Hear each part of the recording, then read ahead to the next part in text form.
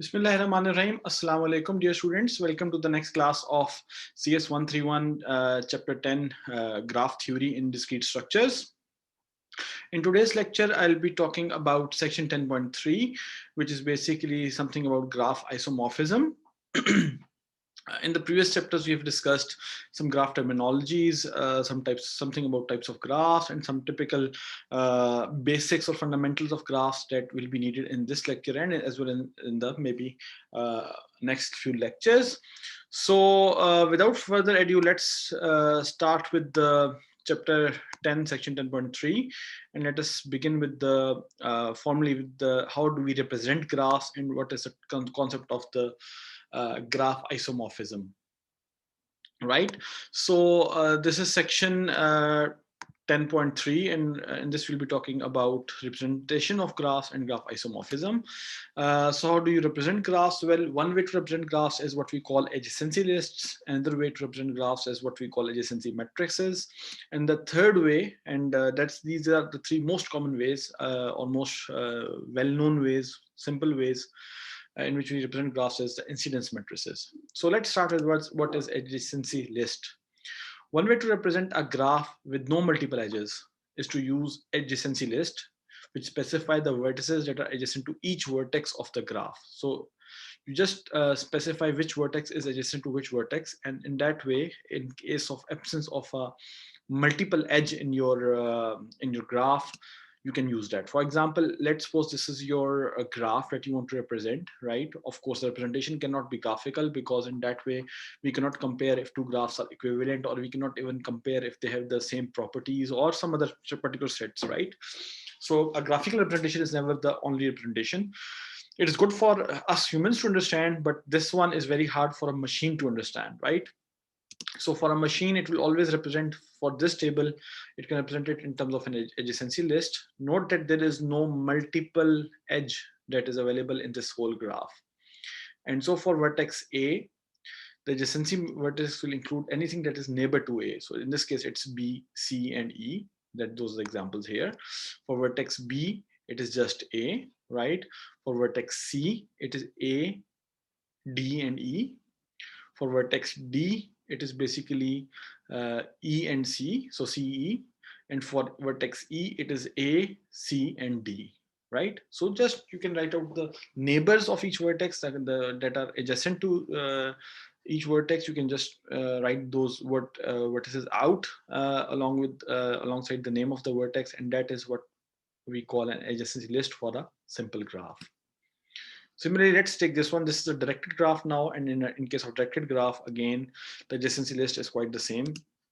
For vertex A, it is basically B, right? So all the outgoing edges are the ones that are neighbors. So for vertex A, it is B, it is C, it is D, and it is E, B, C, D, E.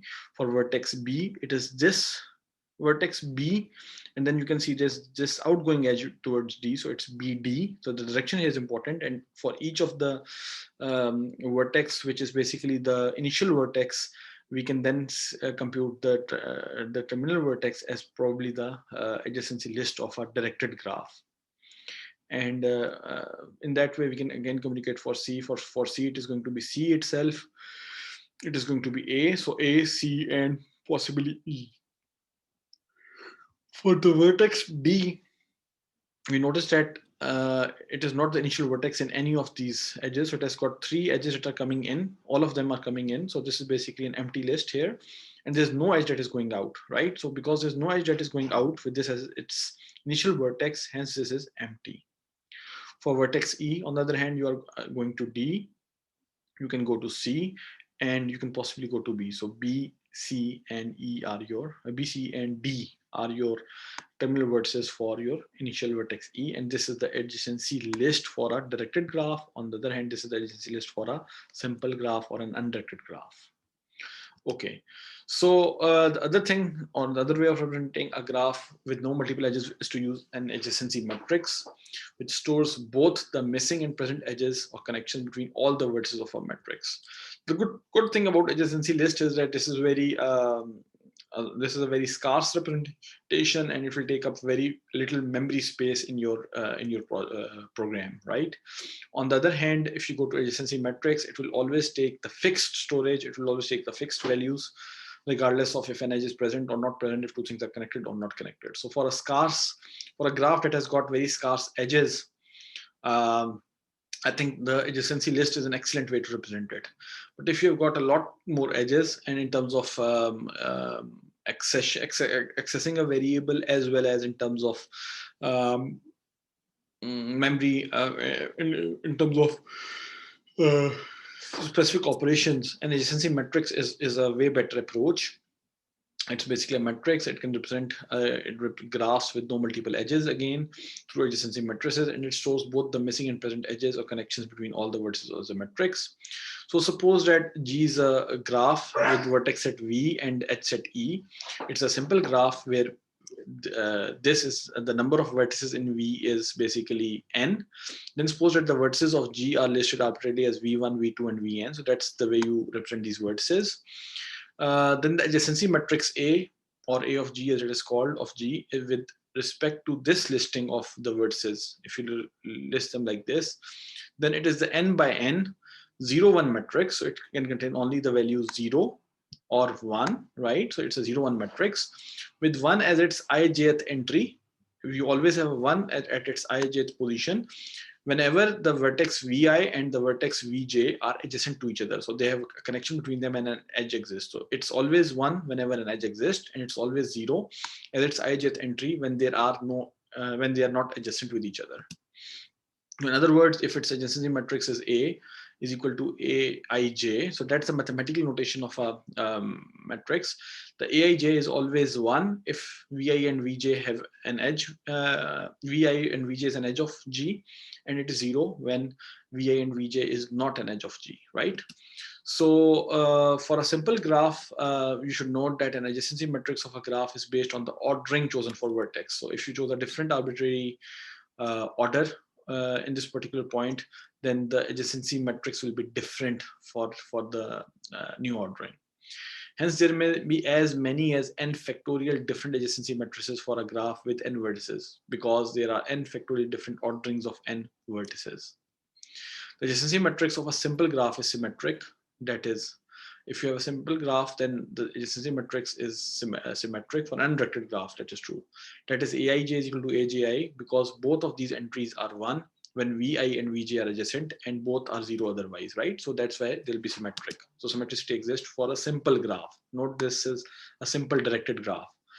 Furthermore, because a simple graph has no loops, each diagonal entry Aii will always be equal to 0. For all values of I between 1 and n, it is always going to be 0. The diagonal is always 0 for a simple graph. The adjacency matrix can also be used to represent undirected graphs with loops and with multiple edges. So that's also true for an adjacency matrix. A loop at the vertex Vi is represented by 1 at the ith position. So because the loop is allowed, so in an undirected graph, you can have an ith position listed out as 1. On the other hand, when multiple edges exist or are connect the same pair of vertices Vi and Vj, or multiple loops at the same vertex are present, the adjacency matrix is no longer a 0, 1 matrix. The only thing change here is it is no longer a 0, 1 matrix, because the ijth entry of this matrix equals a number of edges. So if there are 2 or more edges, then it becomes 2 or more, whatever the value is for Vi and Vj in the matrix. And I'm assuming here you know matrices very well, so I'm not going to go into details of those.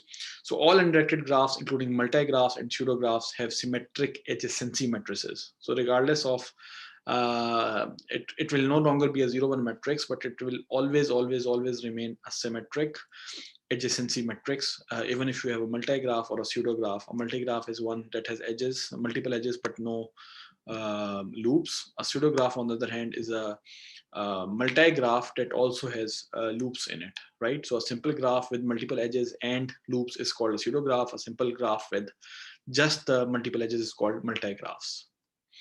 So let's take some examples here. For example, this is a graph. This is a simple graph, ABCD, and the adjacency matrix for this graph with the ordering probably A, B, C, and D is going to be this one. If you change the ordering, of course, you'll get a different graph. For this graph, again, this is the adjacency matrix, and we can note that both adjacency matrices are different but symmetric. So let's take this graph now. So this has got multiple edges, and in this case, it's no longer a 0, 1 matrix like it was for here, since there are multiple edges and loop as well. So this is a pseudograph now, and we notice that now you've got the diagonal has contained a value 1 for this particular loop, and there are other values that are greater than 1. For example, this one indicating number of edges between A and B, which are 3, right? So these ones are represented over here. And since this is, but however, this is still symmetric, as along the diagonal we see that if you transpose this matrix on from this side to this side, or from this side to this side, it will remain the same. It's always 0, 3, 0, 2, 0, 3, 0, 2. 3011 3011 0112 0112 2120 2120, right? So that's why it is symmetric. Okay, then let us talk about some directed graphs. What are the adjacency metrics for the directed graphs? The metrics for the directed graph G with vertex at V and edge at E has a 1 in its ijth position if there is an edge from Vi to Vj, where V1 to Vn is an arbitrary listing of the vertices of the directed graph, right? So basically, for a directed graph, the only difference is that we put ijth position as 1 if and only if there is an edge from Vi to Vj. So the direction is from Vi to Vj, where this is an arbitrary listing of the vectors, and hence, in other words, if A is equal to Aij is the adjacency matrix for the directed graph with respect to this listing of the vertices, then Aij is always 1 if Vi to Vj is an edge of G and 0 otherwise. So this is kind of the same, but this is now a directed graph, hence the order here matters. That's the take-home message. However, notice that for a directed graph, the adjacency matrix for a directed graph need not be or does not have to be symmetric, because there may not be an edge from Vj to Vi whenever there is an edge from Vi to Vj, right? So symmetricity may not hold. Adjacency matrices can also be used to represent directed multigraphs, and that's true. However, again, if you have a directed multigraph, then such matrices are not 0, 1 matrices when there are multiple edges in the same direction connecting two vertices. So in the adjacency matrix for a directed multigraph, Aij equals the number of edges that are associated to Vi to Vj. So however many numbers you have, the number of edges that connect a particular vertex Vi to Vj will be represented in the value Aij, which is what we did. So the answer is the question here is very interesting and very simple. You have now seen two types of data structures, two types of ways you can actually store and use maybe directions or graphs, and one of them is what we call the adjacency matrix, and the other is adjacency list. So when should we actually use adjacency list? And you do have some idea from the earlier part where I was talking about them, that whenever a simple graph, so it's only possible for a simple graph. That is one thing, that is one limitation of adjacency list. And the other thing is that it should contain relatively few edges. That is, whenever it is sparse, it is usually preferable to use adjacency list rather than an adjacency matrix to represent the graph. For example, if each vertex has degree not exceeding C, where C is a constant much smaller than N, so C is a value that is much smaller than N, then each adjacency list will contain C or fewer vertices, and hence there are no more than Cn items in all these adjacency lists, and that is why an adjacency list is better to access. It will take still a little slightly longer time than a adjacency matrix to access the individual members of the list. However, it will be more, it will save you a lot more space as compared to if you store it in adjacency matrix, and we'll see why that is the case. And that is the case because an adjacency matrix of the graph will have n square entries. However, note that the adjacency matrix of a sparse graph is a sparse matrix as well. That is a matrix with few non-zero entries, and there are special techniques for representing and computing with sparse matrices as well. Hence, sparse matrix is something that we generally need to avoid. But if that is the case, and it's unavoidable, we can actually use sparse matrices as well. However, when should we use adjacency matrix? The idea here is whenever a simple graph is dense, that is, it contains many edges, then as a graph that contains more than half of all possible edges, possibly, then using an adjacency matrix to represent the graph is usually preferable over using adjacency lists. So basically, the idea here is, again, you need to try to compare the complexity of determining whether the possible edge vi to vj is present. In this case, since it is a dense edge, you just need to go to I and jth index and you just get the entry. If that entry is 1, then the edge will, then this graph contains the edge. Otherwise, if it is 0, then it does, the graph does not contain the ijth edge at all, right? On the other hand, so subsequently, I can basically say that we are making only one comparison, but directly extracting the value and checking that value. And if the graph is dense, you'll need to make many more comparisons before we can come up with if a vertex, if an edge is present or is absent in a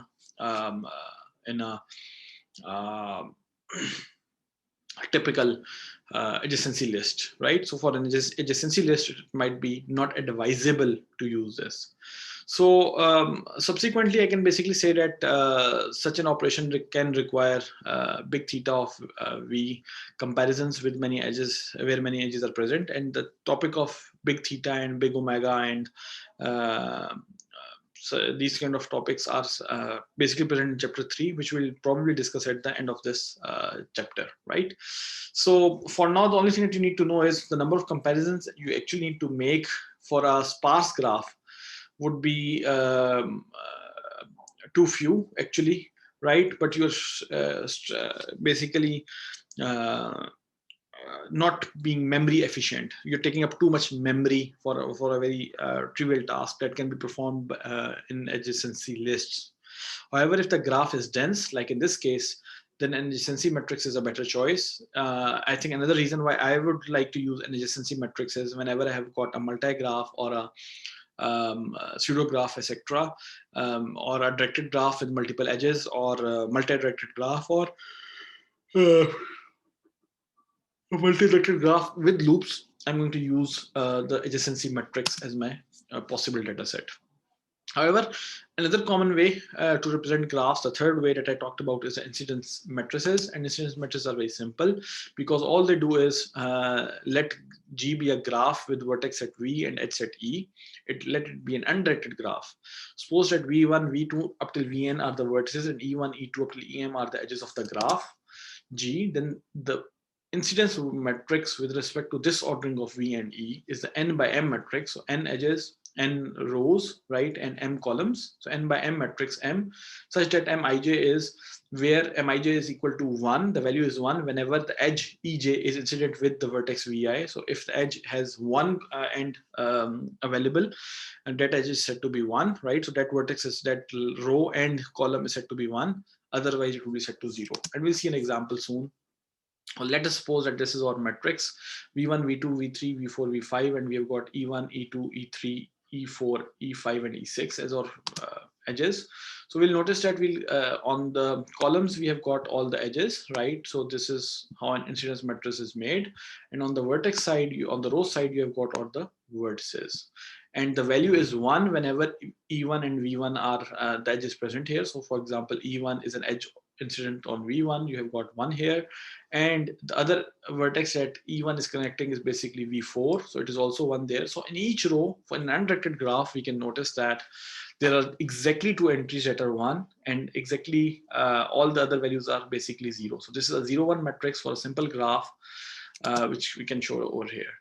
However, let's talk about if the graph is basically not a simple graph, but instead it's a pseudograph. For example, in this case, we notice that now the entries here would be E1 and V1 has got basically 1, but in this case, there is only one row that has the value 1, while all the other vertices are not connected to it. So only this is 1. Then if we go to, for example, V1 and V2, edge 2 connects this as well. So in this case, we notice that there are very few in each row, if there are exactly 2 values that are 1. In this case, each row may contain 2 or 1 values that are 1. And the values that are just, if you sum the row and it is 1, that basically means this is a loop here. So for example, I can notice that there are 2 loops here. One is E8 on E8 and one is on E1. That is what I can notice here, and I can see that over here as well. Then another thing that I can notice is that if a row actually, if I take for example V2 has got 5 different edges incident with it. 3 of them are basically from V4, V5, and V3, but the other 2 edges are basically both coming from V1. And we notice that in this case, we cannot identify or differentiate actually the multi-edges that are present here. So that's not possible for us. However, the only thing that is possible is to identify the loops by summing over the columns that can identify if an edge is basically a loop instead and not a proper edge connecting two different vertices. We cannot, however, determine if a multi-edge actually exists, or the graph is basically a multi-graph for an undirected graph through an incidence matrix. So then I think we can move on towards application of these particular topics that we saw so far: the incidence metrics, the adjacency metrics, and the adjacency list. And one of the very simple applications of this particular topic is what we call the graph isomorphism. And what is meant by the term isomorphism is more important. You already are aware of, most of you I think are already aware of the term isomorphic through your chemistry studies. And hence it's a simple topic, but I need to kind of get into the meaning of it again for you. Iso basically means many, and morph basically means faces or structures, right? So isomorph is basically those kind of compounds that have the same similar structure, but they're different compounds, right? So for example, they've got the same formula actually, but they appear very differently. So those are what we call isomorphs, right? Different faces but with the same chemical formula. That is what we call isomorphs. So in terms of graphs, they're two different graphs which contain the same number of graph vertices connected in the same way. So they are connected in the same way and they have the same number of graph vertices as well, is what we call isomorphic graphs. So for example, here is a graph G and here's a graph H. And formally, the two graphs G and H with graph vertices Vn is equal to 1, 2 till n are said to be isomorphic if there is a permutation P of Vn. So there's a permutation P of Vn that exists such that UV is in the set of graph edges E of G, if and only if, right? So UV is in the set of graph edges E of G, if and only if P of U, so P is basically defined as the permutation. The permutation for U and permutation of V is in the set of graph edges E of H. So for E of G, you take a set UV and you can basically say that I can, for that particular permutation of nodes, of vertices, I can actually define that P of U and P of V, whatever is permutation of U and whatever is permutation of V, is also present in the graph edge E of H, right? So that is also an edge in the graph edge. So for example, let's say we say that A, this is one permutation that is given. So A is equal to 1, G is equal to basically, so let's start with A, B, C, D, G, H, I, J. A is basically 1. So A is basically 1 over here. G is basically 5 over here, right? So from colors we can kind of identify. B is basically 6 over here, and C is 8 over here, and D is basically 3 over here. So that is what we can identify. J is, let's suppose, 7, right? So that is one isomorphism. I is basically 4. H is basically 2.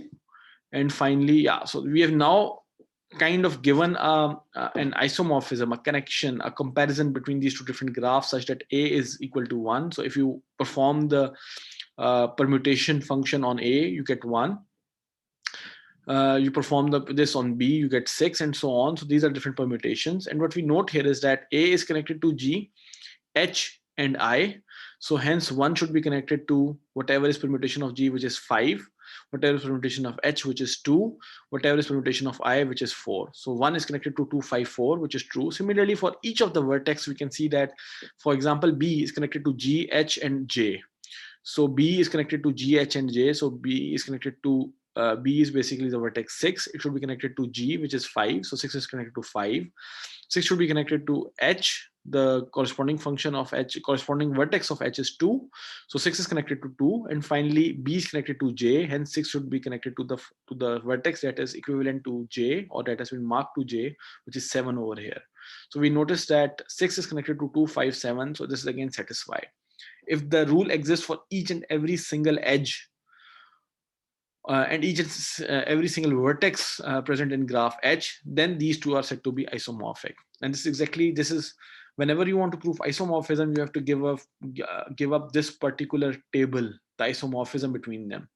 And if you say they are not isomorphic, you need to say that there does not exist any permutation actually of vertices which satisfy this particular table, and hence a table cannot be determined for each and every single polymorphism. And to be frank, determining a polymorphism is easy. Basically, by giving this table, you are actually saying that they're both isomorphic, and the properties we can actually check. So saying that a thing is isomorphic is really easy, because then you just give a one possible iteration permutation for which this is true. But saying that a graph is not polymorphic is sometimes not as easy, as you'll see probably, because determining all the polymorphism is all the polymorphic combinations is or all the permutations in this particular example is really hard. However, notice that, for example, if the number of vertices between the two graphs are different, if the number of edges between the two graphs are different, or even if the degrees if the number of vertices with different degrees are present, even then we can say that the two graphs are not isomorphic. However, if the number of degrees of each graph is the same, and the number of vertices is also the same, the number of edges hence is also the same, still we cannot be sure if two graphs are isomorphic or not, and that for that we need some other properties which we'll see in this particular lecture. So in other words, two simple graphs are isomorphic. There is a one-to-one correspondence between vertices of the two graphs that preserves the adjacency relationship, and that is the one-to-one correspondence between vertices of the two graphs that is also preserving the adjacency relationship between for each vertex, right? So yeah, at times it is very difficult to determine whether two simple graphs are isomorphic. For example, this graph and this graph may not appear to be isomorphic, but they are actually isomorphic. And the main reason why it is difficult to determine the isomorphic properties is that because there are n factorial different combinations of possible one-to-one correspondences between the vertex sets of two simple graphs with n vertices. So if you've got n vertices, you have to check for n factorial combinations of possible one-to-one correspondences. However, testing each such correspondence to see whether it preserves adjacency or non-adjacency is practical or is impractical. If basically n is very large, then you cannot do it at all. And we know that n factorial grows very large, so that's one problem. So on the other hand, sometimes it is easier to show that two graphs are not isomorphic. The not isomorphism might be easier for you to show because two graphs are not isomorphic if there's a property preserved by isomorphism but is present in only one of the two graphs. And we'll talk about those properties. A property that is preserved by isomorphism of graphs is called a graph invariant. For instance, isomorphic simple graphs must have the same number of vertices as well as the same number of edges. So that's the two properties. For example, if that does not hold, well, they're not isomorphic right away. You cannot find a one-to-one correspondence whatsoever, right? If there is a different number of edges and different number of vertices. In addition, the degrees of the vertices in isomorphic simple graphs must be the same. So the degree must always be the same. That is, a vertex V of degree D in G must correspond to a vertex F of degree D in H, because a vertex W in G is adjacent to V if and only if F of V and F of W are adjacent in H, right? So the degrees of the vertices should also match. The complement or inverse of two isomorphic graphs are also isomorphic. So what's a complement or inverse? A complement of a graph, although I think I've not defined that here yet, is basically a graph again. So you basically draw the same vertices, but you basically remove the take the universal set. The universal set is a graph which contains all the edges. So every vertex is connected to every other vertex of the same graph. And then you basically remove the edges that are present in the original graph H. So for example, if the original graph is G and the complement graph is H, then each edge that is present in G will simply be removed from the universal set U. The remaining graph, the ones that contains those edges that were not present in the original graph G, is what we call the complementary graph H of the original graph G. So the complement of two isomorphic graphs will also be isomorphic. So if you remove the edges from both the graphs that are basically present in them, and you add all those edges that are not present in the original graphs G and H, then that if they are isomorphic to each other, then automatically the original graphs G and H will also be isomorphic to each other. So this is a very important property that you should keep in mind while solving questions. So in addition, paths of same length will exist in both isomorphic graphs. So if you determine paths, so path is when you can connect to, if two vertices are connected to each other and a third vertex is connected to either of them, then you can basically form a path from the first vertex to the second and then ultimately to the third vertex. This is path, and the path length is basically how many edges exist in a particular path. So if paths of same length exist between in both graphs and each path is basically identical in terms of length, then both graphs are also isomorphic. However, if the basic concept here is that if either of these properties is violated, if there are different number of vertices, if there are different number of edges, if the degrees of vertices are different in both graphs, if for example the complement or inverse is not isomorphic, and if the paths of the same length do not exist between two graphs, then they are probably not isomorphic. So proving that it's not isomorphic is rather easy by showing that either of these properties, these graph invariant properties, does not hold. However, to prove that they are isomorphic, you'll have to come up with the corresponding one-to-one correspondence between vertices from one graph and vertices from the other graph. So for example, let us take these examples here. These are the first one is graph G and the second one is graph H. We notice that the question here is if they're isomorphic or not, right? Similarly, there are these other two graphs. Let's call this G and let's call this H. And again, we have to show if they're isomorphic or not. So one notices clearly over here that, for example, I can note here the number of vertices are the same and maybe the number of edges might also be the same. However, there is this vertex E, which has degree 1, and there is no vertex here that corresponds to this particular graph with degree 1. And hence they are not isomorphic, because I can basically say that for an isomorphic graph, they must have the same degree. Each vertex must have the same degree, and each corresponding vertex must have the same degree. And in this case, I can find a vertex E here which has degree 1, but I cannot find any vertex here with degree 1. So they are not isomorphic. Let's come to this example. In this case, I think if you talk about the degrees of each vertex, I can define the same thing that there exist for each of the vertex here, there are the same number of vertices, same number of edges, and even the degrees would be the same. So for example, these ones, this one has degree 3, this one has degree 3, this one has degree 3, right? And this one has degree 3. However, on this side, I can find again four vertices with degree 3 and 4 with degree 2. So again, in terms of the number of vertices, in terms of the number of edges, in terms of the number of degrees, I can define that both are isomorphic. However, if I talk about the particular connections, I noticed that this F actually has got one vertex which has degree 3 and two vertices that are of degree 2. Similarly, this H has got two vertices of degree 2 and two vertices of degree 3.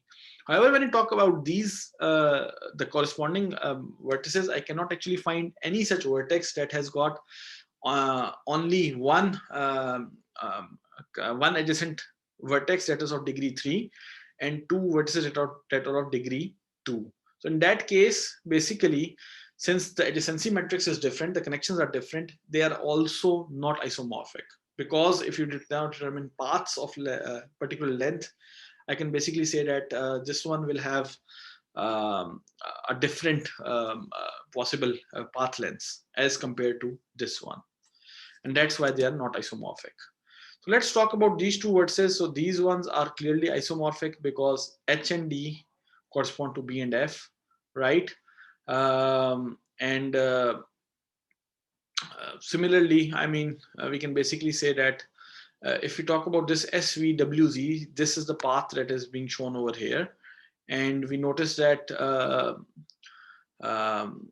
this particular structure, the internal structure, is possible here, but it is not to be found here. So this is a path of length 4 that exists. So this is a cycle of length 4.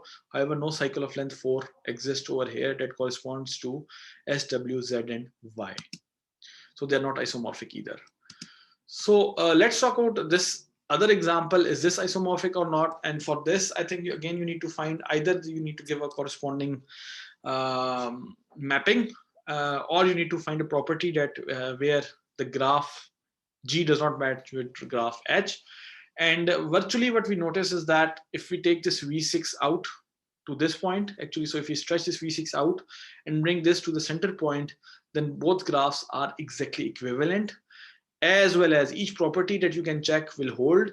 So now you can basically give a mapping of, for example, V5 maps to U4, V4 maps to U3, V3 maps to U2, right? V6 maps to U1, V1 maps to U5, and V2 then maps to U6. And that's the corresponding mapping. For example, if you show the adjacency matrix of G and the adjacency matrix of H, we'll notice that both the adjacency matrix with these mappings that I showed, that I just talked about, right, is basically that both of these adjacency matrices are exactly equal. And if the adjacency matrices are exactly equal, then I've basically given you a mapping. U1 maps to V6. That was what I said earlier. U2 maps to V3. U3 maps to V4. U4 maps to V5. U5 maps to V1, and U6 maps to V2. So hence they are both, since this is true, all that I need as an answer to a particular question, if I ask you if two graphs are isomorphic or not, you actually need to give me either the property that is violated, so that to prove that they are not polymorphic, or if you can't give me the property, then you should basically give me the one-to-one ordering like this, and at least this. Or the other way is that you show me the adjacency matrix and say that because the order here for these adjacency matrices is exactly the same, these adjacency matrices are the same, so each of these ones, U1 is corresponding to V6, U2 is corresponding to V3, and so on, right? So for each of these, you can give me the corresponding ordering or the adjacency matrix. Both work fine. I personally prefer the adjacency matrix, but sometimes the question may be so hard and so too long actually, that you might not have time for giving me the adjacency matrix. In that case, a one-to-one mapping of each vertex would also be fine. However, of course, you need to know that if the mapping is incorrect, I cannot determine without using the adjacency matrix, and hence you might lose marks for just giving an incorrect mapping. However, if your mapping is correct and it results in an adjacency matrices that are equivalent or equal, same here actually in this case, in that case, I'll give you full marks for just giving me the one-to-one mapping and showing that the isomorphism exists. So where can we use graph isomorphisms? It has a lot of applications. The graph isomorphism and graph isomorphic functions that are almost graph isomorphisms arise in applications of graph theory, from chemistry, like I said, isomorphic compounds, to the design of electronic circuits and other areas, including bioinformatics as well as computer vision. Chemists use these multigraphs known as molecular graphs to model chemical compounds. In these graphs, vertices represent the atoms and edges represent the chemical bond between these atoms. And two structural isomers, molecules with identical molecular formulas but with atoms bonded differently, have non-isomorphic molecular graphs. And hence, structural isomers are basically molecules that have the same molecular formula, C6H12O6, for example, or whatever, but atoms that may be bonded in a different manner, will behave differently. And because of that, this is a very important topic in chemistry. So whenever a potentially new chemical compound is synthesized, a database of molecular graphs is checked or searched to see whether the molecular graphs of the compound is the same as the one that is already known. Otherwise, it's a new isomer, and we then put it in as a new isomer. So when we talk about electronic circuits, well, electronic circuits are modeled using graphs in which vertices represent components and edges represent the connections between them. So modern integrated circuits known as chips are miniaturized. So you need electronic circuits often with millions of transistors and connections between them. Because of the complexity of modern chips, automation tools are used to design them. So you cannot design them on your own. Instead, automation tools are used to design these chips. The graph isomorphism is the basis for the verification that a particular layout of circuit produced by an automated tool corresponds to the original schematic of the design. So the design that you give and the particular layout of the circuit that is being produced by the automated tool, to compare both of them, that both are actually isomorphic and both are the same things, both represent the same edges and connections. To get that verification, graph isomorphism is generally used. Graph isomorphism can also be used to determine whether a chip from one vendor includes intellectual property from a different vendor. So the intellectual copyrights are also retained, and this can be done by looking for large isomorphic subgraphs in the graphs that model these chips. So that is all about graph isomorphism. This is an extremely important topic, and the things that I can ask you from these particular this particular section are 2 or 3 things. Let me talk about them. The first thing that I can possibly ask you is, for example, give you a graph and ask you to make its adjacency list or adjacency matrix or incidence matrix. So that's one part. Give you a couple of graphs, ask you to make their list or matrices, right? And the second thing is to use these representations to actually determine if 2 graphs are isomorphic or not.